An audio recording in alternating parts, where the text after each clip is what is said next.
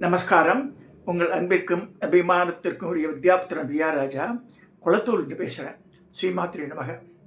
இது என்னுடைய 583வது வீடியோ நினைக்கிறேன்.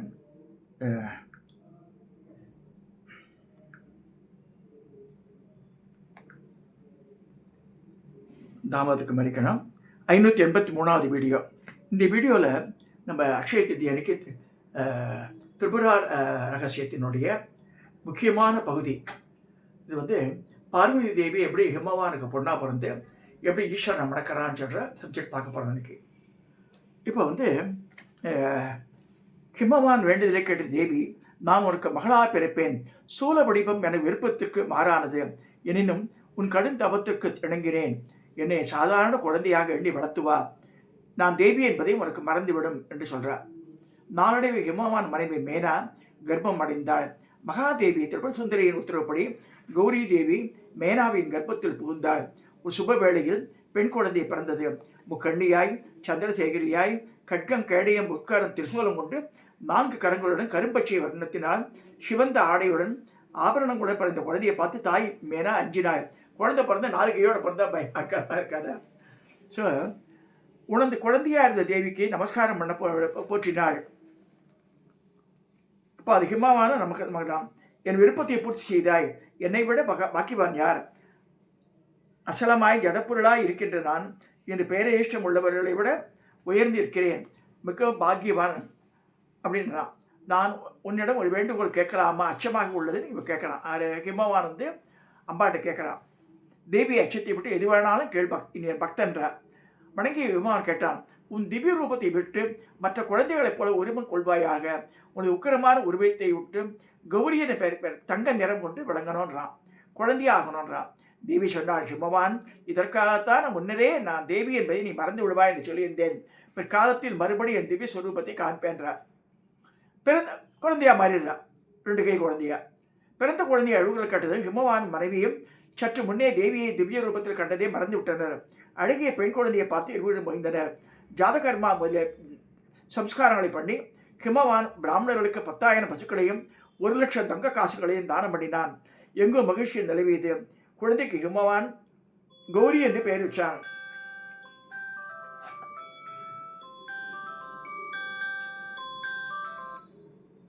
மன்னிக்கிறோம், கௌரியின் பேர் வைக்கிறான். ஆக்சுவலாக இப்போ தான் பார்வதி. சார், குழந்தை கௌரி மலைமகளாக ஆனந்த ரூபாய் வளர்ந்து வந்தாள். மனப்பருவம் வந்தது. ஹிமவான் கர்க்க மகரிஷியை மகரிஷி, என் பெண் யாரை மணக்க வேண்டும் என்று சொல்லணுன்றான். கர்க்க மகரிஷி சொன்னார், ஹிமவானி, உன் மகள் வாஸ்தவத்தில் நீ வழங்கிய தேவி பவானி, சிவபுரானே அவர் கணவர், கௌரியின் மாய சக்தியால் நீ அறியாது இருக்கிறாய் சொல்கிறார்.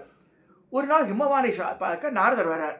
நாரதர் எடுத்தும்போது ஹிமவான் சொல்கிறான், ஒரு பொண்ணுக்கு 5 வயசு மேலே ஆகிடுத்தேன், கல்யாணம் பண்ண வேணாமா அவளுக்கு கேட்கும்போது, அம்மா யாருக்கு தகுந்த மாப்பிள்ளைன்னு நான் தேடிருக்கேன்றான்.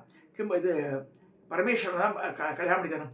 பரமேஸ்வரனா? அவன் சுடுகாட்டில் இருக்கார், மண்டவோட போட்டுருக்கார், கபாலத்தை கையில் சுற்றிருக்கார், திருசூலத்தோடு இருக்கார், அமங்கலமான வடிவம். நாரதர் பரமேஸ்வரனை தூஷித்து சொல்கிறார் யார்கிட்ட? ஹிமவான்கிட்ட.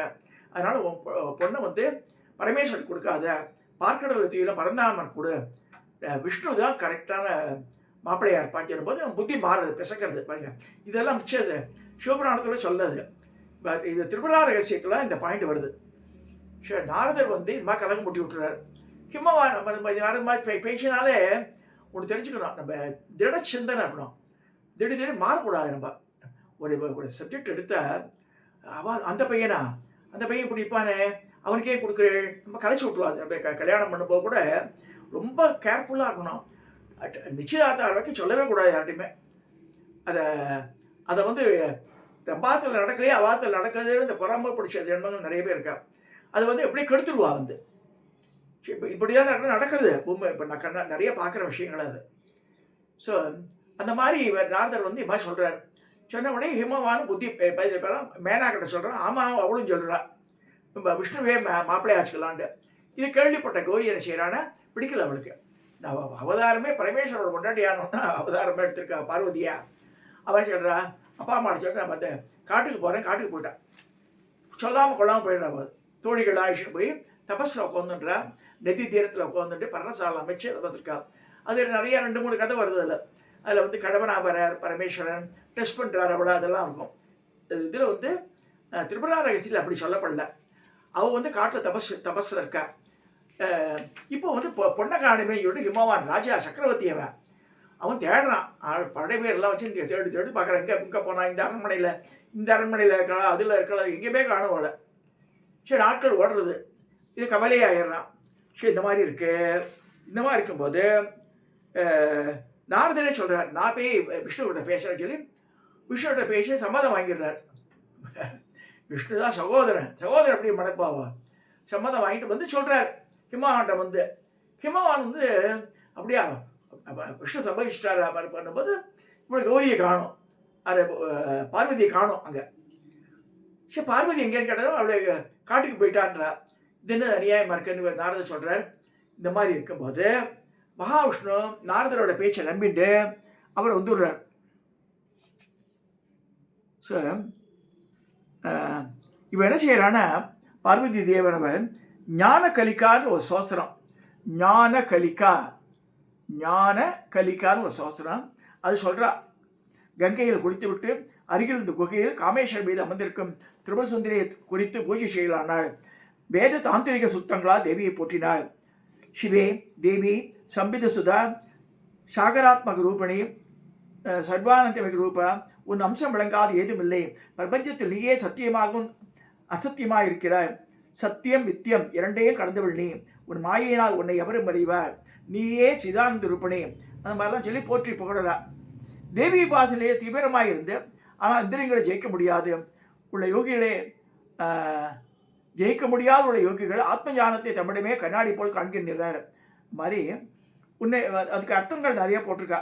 உன் பற்பல வடிவங்களில் தனுர்பான பாஷாங்கோஷம் கொண்டுள்ள உன் வடிவமே முக்கியமானது. அகெயின் ரிப்பீட், அம்பாளுடைய சொரூபத்தில் உன் பற்பல வடிவங்களில் தனுர்பானம் பாஷாங்குஷம், அதாவது தனுர்பான இது கரும்பு வில்லு, புஷ்பபானம், பாஷாங்குஷம் கொண்டுள்ள உன் வடிவம் முக்கியமானது. எஞ்சான் உடம்புக்கு சிரசே பிரதானம். அதுபோன்று திரிபுர சுந்தரியை உபாசிப்பவர்களே உத்தமர்கள். சம்சார கடலில் இருந்து தப்பிக்க பற்பல உபாசன மார்க்கங்களை காண்பித்திருக்கிறாய். என்னாலும் இதுதான் தலை சிறந்து சொல்லிட்டு நீ தான் கிருத்தி படைச்சிருக்கான்னு சொல்லிட்டு தேவி உன் திருவடியிலேயே மனதின் நிலை கெட்டும் கடைக்கண்ணால் என்னை பார்த்து விடுவாக பிரார்த்திக்கிறார்.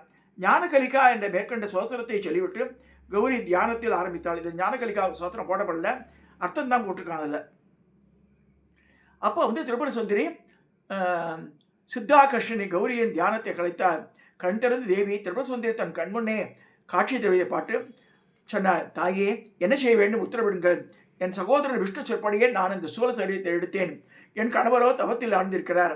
நான் என்ன செய்யறேன்? பரமேஸ்வரன் தவத்தில் இருக்கிறான். அப்போ திரிபுர சுந்தரி சொல்ற, பார்வதி, நீ அறியாது ஒன்றுமில்லை. தவத்தை விடுத்து சீக்கிரம் சிவன் உன்னை மடைவான். உவகை தரும் ஒரு புதல்வனை நீங்கள் பெறுவீர்கள். கிமிகரி சுதே, சாந்த தத்துவம் அடைந்த சோத்திரத்தால் என்னை போற்றினாய். ஞானகலிகா சோத்திரம் என்று இவ்வுலகில் அது போற்றப்படும். அந்த சோத்திரத்தை படிக்கிறவர்கள் என் மீது பிரியம் உண்டாகும் என்று சொல்லி தேவி சிவபுரி மறைந்தார். தேவியை வணங்கிவிட்டு தேவி கௌரி ஸ்நானம் பண்ணி மறுபடியும் பூஜை பண்ணி தேவி பிரசாதத்தை உண்டு காட்டின் அழகிய காட்சிகளை ரசித்த வண்ணம் அமர்ந்திருந்தார். தோழி ஒருத்தி கௌரியிடம் கொள்ளாமல் இந்த அடர்ந்த காட்டுக்குள் வந்து விட்டாய். உன்னை காணாத ஒரு வயதான பெற்றோர்கள் கவலைப்படுவான்னு சொல்கிறார். அதுக்கு அவன் சொல்கிறார், நான் சிவபுரானை என் கணவராக ஏற்கனவே வருத்தி விட்டேன். என் தந்தை அதை ஏற்க மறுக்கிறார். என அதனால தான் காட்டுக்கு வந்தேன்றான். கௌரி காட்டுக்கு போனது தெரியாத ஹிமவான் தன் மகளை தேடி அவளை எங்கே காணாது வருந்தினான். மகளே, எங்கு போனாய்? யாராவது உன்னை கடத்தி கொண்டு போயிட்டாளா? ஓனாய் உன்னை கடித்து தின்று விட்டதா? என் மகள் இல்லாத உயிர் வாழ்வேன். விஷம் குடித்தோ தூக்கில் தொங்கியோ அக்னியில் குதித்தோ என் உயிரை விடுவேன் ஹிமவான் சொல்கிறான். அவன் மந்திரிகள் ஹிமவான் அரசை காட்டு பக்கம் காலடி சுவடு தெரிந்தது. அவள் தோழிகள் சொல்லரையும் காணும். காட்டுக்குள் தான் அமர்ந்திருக்க வேண்டும் சொல்கிறான். படைகளுடைய ஹிமவான் காட்டுக்குள் மகளை தேட சென்றான். அங்கு தன் மகளை கண்டு மீண்டும் உயிர் பெற்று போல் மகிழ்ந்தான். குழந்தாய், ஏன் காட்டுக்கு வந்து விட்டாய்? நான் தப்பு பண்ணேன் எல்லாம் கேட்குறான். அப்போ சொல்கிறான், என்னோட மனசலுக்கு பரமேஸ்வரன் தெரியும். தெரிஞ்சு விஷ்ணு கல்யாணம் பண்ணி தரேன்னு ஆரம்பிக்கிறேன். அந்த மாதிரி இருந்தால் நான் வரவே மாட்டேன். நான் என் உயிரே மாச்சிப்பேன் அப்படின்னு சொல்லும்போது, இல்லை உன் இஷ்டம் போலே நான் பண்ணி வைக்கிறேன்றார். ஹிமவான் தன் மனதை மாற்ற முயற்சித்து ஃபெயிலியர் ஆகிறான். குழைந்தாய் பெயருக்குத்தான் அவன் சிவன் அமங்கலமானவன். அவன் அரவம் மறந்து இடுகாட்டில் அலைகிறான். மண்டையோட்டு மனைவி புலித்தோல் அழுகிறான். பேய்களுடன் அலைகிறான். ரௌத்ரம் மிகுந்தவன். அவன் மனைவி தாட்சாயணி அவன் நடத்த முடியாது அப்படி சொல்கிறான். அதான் அவன் நடத்த முடியாது அக்னியில் மாண்டாள்றான். விஷ்ணு நற்குணம் பொறிந்தவர், அழகர், வனமாலை கௌசுவமணி அணிந்த பேர் சொல்கிறான். இதை கேட்டு கௌரி, அப்பா மங்களமானவரோ அமங்கலமானவரோ சுமனித்தான மணப்பேன், மேலே பேசாதீர்கள் சொல்கிறார். வேறு வழி இல்லாது சம்மதித்த ஹிமவான் தன் மகளுடன் வீடு திரும்பினான். வந்ததும் நாரத மகரிஷி தியானித்தான். உடனே தோன்றிய நாரதர், ஹிமவான் நல்ல செய்தி, உன் மகளை மணக்க மகாவிஷ்ணு சம்மதம் தெரிவித்தார். ஹிமவான் மகரிஷி, என்ன சொல்கிறேன், நான் என் மகள் விஷ்ணுவை மணக்க மறுக்கிறாய், அவர் துர்திருஷ்டம், சிவனையே மணக்கட்டும்னு சொல்கிறான். முக்காலம் அந்த நாரத கௌரியை மகிமையை காண விரும்பி கோபத்தை வரவழைத்துக் கொண்டு வைகுண்டத்தில் இருக்க ஜெய விஜயா, அந்த வைகுண்ட வாசலை காக்கிறா இல்லையா, அவளை கூப்பிடுறார். நாரத அவரிடம் இந்த ஹிமவான் வாக்கு தவறி விட்டான், நம்ம அவமானப்படுத்தி விட்டான், அவனையும் மகளையும் சிறைப்படுத்தி விஷ்ணுவுடன் செல்லுங்கன்னு சொல்கிறார். ஜெய விஜயர்கள் ஹிமவானை சிறைப்படுத்தினர். அவன் மனைவி மேனாவும் மகளும் காஷி மகவர்களும் அடைக்கலம் புகுந்தனர். காஷி பேர்கிட்ட போய் அவள் ஆசிரமத்துக்கு போயிடுறாவ. அங்கே போல ஹிமவான் மற்றும் அரஸ்டர் பை ஜெய விஜயா. காசி மரிஷி கௌரியை பார்த்து சொன்னார், மகாதேவி பார்வதி, நீ யார் என்று எனக்கு தெரியும்.